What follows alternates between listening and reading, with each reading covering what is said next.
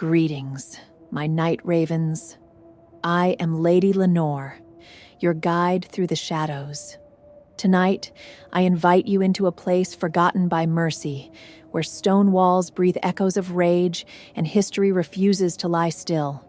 Some call it history preserved, others a museum of misery. But those who linger, who dare to listen carefully, know it by another name: the Missouri State Penitentiary. Tonight, my dear Raven, you are standing at its gates, your breath visible in the bitter air of a cold winter night. Tonight, you become part of the riot that never ended. You twist the dial on your camera, adjusting the lens under the moon's cold glare. Your breath mists briefly, hanging in the frigid air as your fingers tremble slightly, betraying nerves you fought to suppress. A sharp tang of mold and damp earth lingers heavily, clinging to your clothes as if the penitentiary itself is already marking you. Your last YouTube video, a haunting exploration of forgotten battlefields, had caught the eye of at the History Channel, their email still vivid in your mind. We loved your work. Raw, chilling, historical. Can you do it again? Those words replay in your head now, amplified by your racing heartbeat. You tighten your grip around the camera's solid frame, its familiar weight grounding you. Tonight isn't just another ghost hunt. Tonight, everything you've worked toward becomes real, or fades away forever. Your eyes trace the jagged silhouette rising before you. The Missouri State Penitentiary is immense, oppressive, its dark stone walls scarred by neglect, veined with ivy like ancient wounds. The fortress seems to glare down at you, each cracked stone whispering unintelligible stories. A chill runs down your spine, colder than the biting winter air. An involuntary response to something deeper, older, and crueler that radiates from these walls. Excited murmurs ripple through the small group gathered near the penitentiary entrance. Phones glow dimly, cameras click quietly, capturing shadowy images of weathered stones and rusted gates. Normally, video recording isn't allowed on the grounds, but you've been granted a rare exception. You've spent the past few weeks chasing stories, capturing static shots, and interviewing former guards, inmates, and paranormal investigators. With the interviews nearly wrapped, tonight's after-hours shoot is your one shot at real footage inside. Raw, unscripted, and hopefully unsettling. The guide steps forward, his flashlight's thin beam slicing into darkness, beckoning everyone inside. You swallow hard, feeling your pulse quicken. Each step through the massive threshold feels deliberate, heavy, like the penitentiary itself decides who enters and who may never truly leave. You press your thumb to the camera shutter, breathing in sharply. Tonight, history isn't something you study. It's something you're about to step into. The heavy iron doors close behind you with a reverberating clang, sealing everyone inside. The tour moves into the visitors' wing, voices dropping to hushed tones. Benches line the walls like forgotten witnesses, their surfaces worn smooth by time. You catch someone pressing a hand to the old check-in glass, marveling at the smudges frozen in place. There's a buzz of quiet curiosity. Cameras rise, eyes scan every detail. It's the first real taste of the prison's past, and everyone seems eager to drink it in. You pan slowly, with your lens, already imagining the voiceover, the cut, the color grading. Something hums in the walls here. Not quite a presence, but a memory offering itself to you and your camera. The guide begins to speak, his voice carrying facts about the prison's age, capacity, and infamous inmates. But you're only half listening. Through your viewfinder, the penitentiary reveals itself in fragments, flaking paint, rusted bars, dust suspended in the beam of your light. The audio will be unusable anyway, but the visuals, these quiet, haunted visuals, are gold. As you move to get a better angle of the check-in counter, your lens catches something unexpected. A girl. She's standing just beyond the edge of the group, partly shadowed, partly caught in the frame. Her shoulder-length brown hair softens the sharp lines of the room behind her, and her eyes flick to yours the moment she realizes she's been seen. She steps closer, not quite tentative but deliberate, slipping through the gap between two older visitors without a word. "You're filming all this, right?" she whispers, voice curious but gentle. You lower the camera slightly, caught off guard. "Yeah," you say, adjusting your grip. "History Channel documentary. Hoping to catch something real before morning comes and makes everything ordinary again."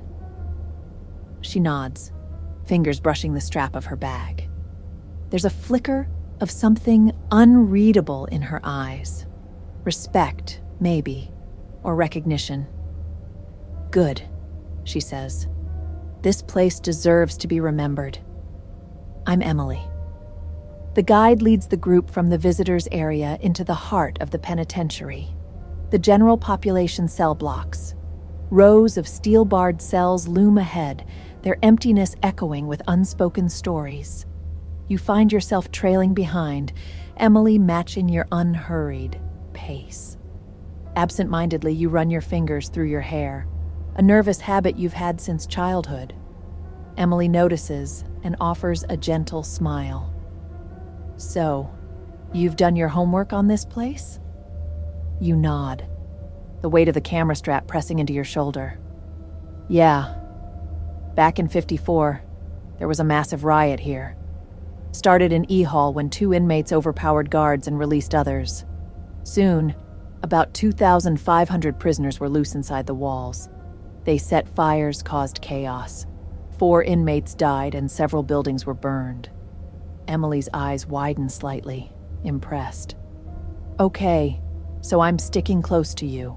You clearly know where the good stuff is." You glance around the dim corridor. Some say you can still hear echoes of that night, the clanging, the shouts. Others claim to see figures pacing the cells, reliving their final moments. Your first thought is simple, automatic. Must be someone from the group. Maybe they ducked in while you two were talking, but your fingers tighten around the camera without meaning to. A chill edges down your arms. You blink, steadying your breath, and look again. The bunk is empty. Nothing but shadows remain. Emily notices your hesitation. "Everything okay?" "Yeah," you reply quickly, shaking off the unease. "Just thought I saw something interesting over here. Go ahead, I'll catch up." Emily shrugs lightly, taking it in stride. "Suit yourself," she says with an easy grin. "Try not to summon anything without me, okay?" You watch her hurry back toward the group, her footsteps fading quickly into the background. Alone now, you step toward the darkened cell, camera lifting cautiously, heart beginning to pick up speed. You duck your head as you step into the cell, the low entry forcing a subtle bow, deliberate architecture meant to humble the men who once lived here. Inside, the bed frame is bare steel, bolted to the wall. No mattress, no comforts, just cold surfaces and colder air. You sweep the camera across the space with light catching flaked paint and worn corners. Toward the back of the cell, something etched into the wall pulls you in. You take a few cautious steps forward, the shadows thickening as you move deeper. Initials. Your initials. Or someone's initials. Carved into the stone, unmistakable in shape, then crossed out with a deep, deliberate slash. You crouch closer, the camera rolling, trying not to overreact. Common letters. Probably a coincidence. Of course it is. Something brushes the nape of your neck.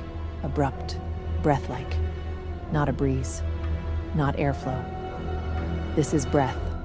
cold and deliberate. You flinch and instinctively turn your head toward the door. Out of the corner of your eye, movement. Someone just walked past the doorway, but it's like they'd been standing there, watching, and only moved when they realized you were turning. You stay frozen at the back of the cell, the camera still recording, breath caught somewhere between your chest and your throat. Your instinct is to call out, "Hello?" Or maybe, "Who's there?" But the words catch before they reach your lips. Your throat tightens, trying to keep at least some part of you, your words, safe. Your hearing sharpens.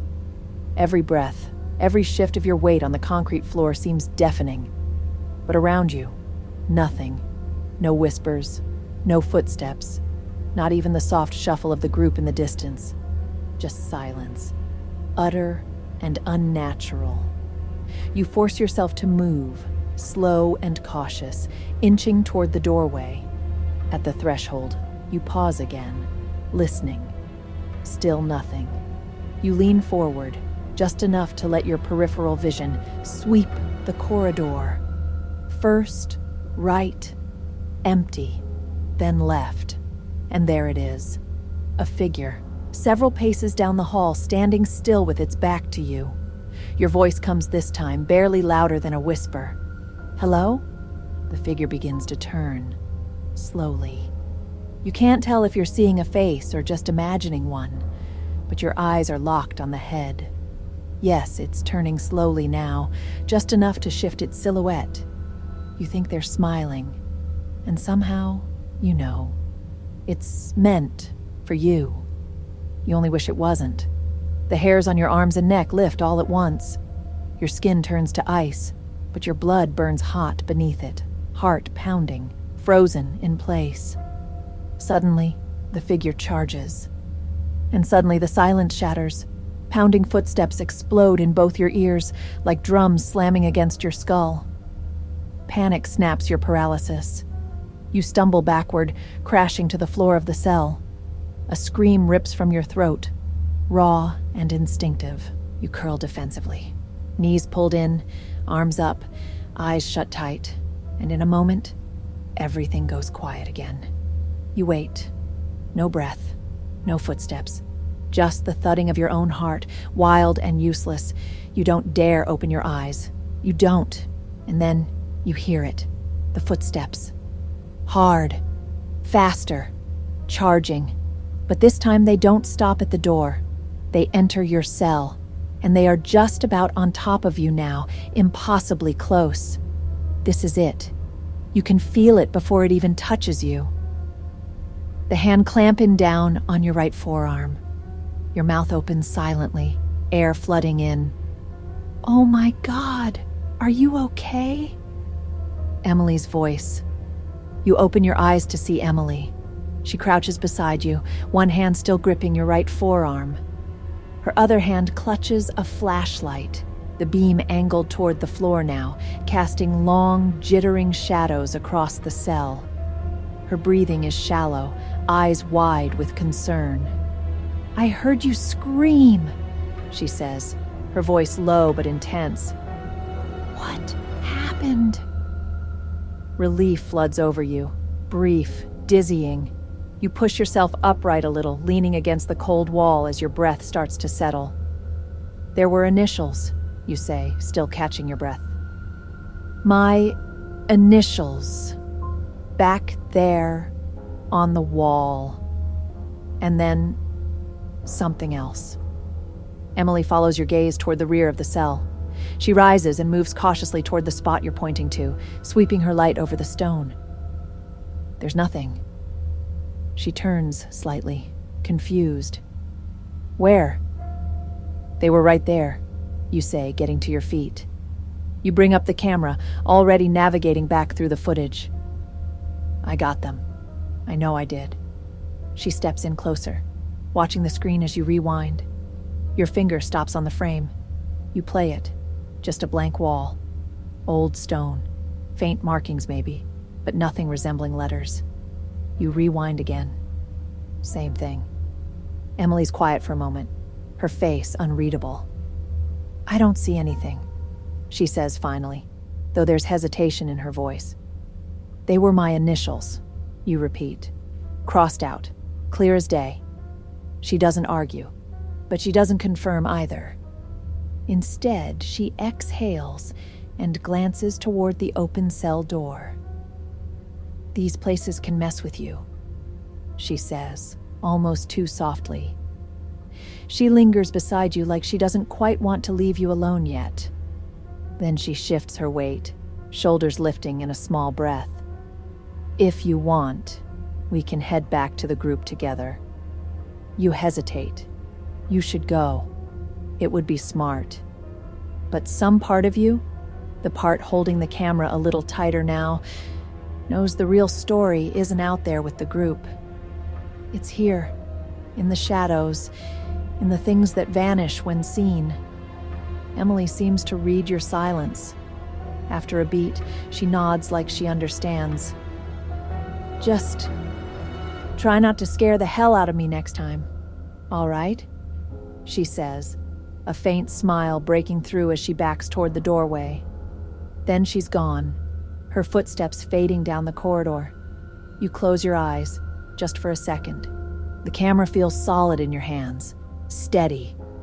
The fear hasn't passed, but something else has settled in too. Resolve. This makes no sense. Those initials were there. Your feet carry you, almost unconsciously, back to the wall, and still, nothing. You raise the camera, hoping, no, needing, to see them again. But the wall remains blank. The camera grows heavy in your grip, too heavy. Your arms ache, shoulders sink. It feels like the weight might drag you straight through the floor. You stagger back a step. A deep pressure throbs behind your left eye, making you squint. Slow at first, then pulsing with every heartbeat. An absolutely horrible time to have a migraine. The pain isn't sharp, but it is persistent, like something pushing outward from the inside of your skull. You blink hard. You are this close to vomiting. Then you taste it, warm and quick on your upper lip. Blood. And then you're falling. Hard. When you stir again, your palm scrapes against the hard concrete floor, then fumbles up to the edge of the bed frame. And then the mattress. Still dizzy, you pull yourself up very gingerly and immediately situate the shoulder strap of your camera. Wait. A mattress? You glance down. It's there, real. Not a great mattress by any stretch of the imagination, but a legitimate, real mattress. You blink, trying to make sense of it, and that's when you feel it. The heat. Punishing. Relentless. Like hell just cracked open. And then the noises begin. Faint at first. A gate slams somewhere far off. A voice yells, then another, louder. For a moment, you think it's the group, maybe Emily calling out. Maybe someone dropped something, but the sounds keep building. These are hard, frantic, frenetic. This isn't a tour. This is panic. You lift your head, screams, barked orders, running footsteps, getting closer. Faster. Your eyes lock on the open door. Through the bars, bodies tear past, too fast to count, too wild to track. You swear one of them was wielding a baton, or maybe some kind of pipe. The heat surges again, blistering. Smoke snakes past the bars, thick and sharp. You cough hard, lungs burning, throat clawing for air. You want to stay down. Every part of you pleads for stillness, for safety, but the air is turning toxic. You have to move. Staggering, eyes watering, you push to your feet and step out of the cell, straight into 1954. You stumble into the corridor and the world explodes. Heat and smoke slap your face. Your lungs seize. The screaming is everywhere. Everywhere, metal on metal, bodies slamming into concrete, boots pounding like war drums. You double over, one hand catching the wall, blinking through the haze. Emily! It comes out hoarse, cracked, barely a word. No one hears. No one turns. They run past you, through you. Shoulders colliding, feet skidding through blood. No one looks you in the eye. And for a flicker of a second, you're thankful for that. You push off the wall and move left, sticking as close as possible to it. The hallway's thick with motion, men shouting, fists flying, chaos flaring in every direction. You duck a wild swing. Someone crashes into a doorframe just behind you. You don't stop. Just keep moving. Slowly, head low, trying not to make yourself a target. Behind you, someone else is moving too. He's being jostled just like you, shoved, slammed into, but he never stumbles. His stride is even, unbothered, steady. His eyes are on you. You don't know any of this yet, and you don't feel him closing the gap, but he is. You keep moving, left, always left, shoulder brushing the wall, eyes darting for a way out that never seems to appear. The riot rages around you, boiling over in screams and smoke and fists. Then, a tug, not rough, not panicked, almost playful. Your shoulder jerks slightly as the camera shifts against your back. The strap pulls across your chest, just enough for your body to register it. Someone's behind you, close. You turn confused, off balance, and you're staring into his face, not angry, not afraid, just smiling. Not with his mouth, exactly, with his eyes, much too calm for what's taking place. Then you see it, crude, sharp, real, a knife. No, wait, we call this a shiv. It drives in before you can even step back, with terrifying precision, right between your ribs. You gasp, sharp and sudden. Then he does it again, and again, and again, and again. Your legs give out. You slump hard to your knees. The camera slips from your back and hits the floor with a solid, echoing clatter. He leans in close. He whispers something, low and deliberate, right against your ear. But you can't make it out. The pain is too loud. You can already feel yourself thinning, like a memory in a dying dream. His other hand guides your head down to the floor, gently, as though helping you to sleep. Then you hear it. He's whistling, soft, unhurried, off-key. That whistle follows you down, and it's the last thing you remember. And so, my dear ravens, the Missouri State Penitentiary remains, a hollow beast with an insatiable hunger, swallowing time, swallowing lives. Tours will come, visitors will go, but the echoes of the lost do not fade. They whisper in the dark, they press against the air. They wait, perhaps. They are waiting for you. Time does not forgive. The past is not buried. It lingers, watching, reaching. And those who vanish into history are not always content to stay forgotten. This is Lady Lenore, guiding you back to the light, if only for a moment. Sleep well, my children of the dark.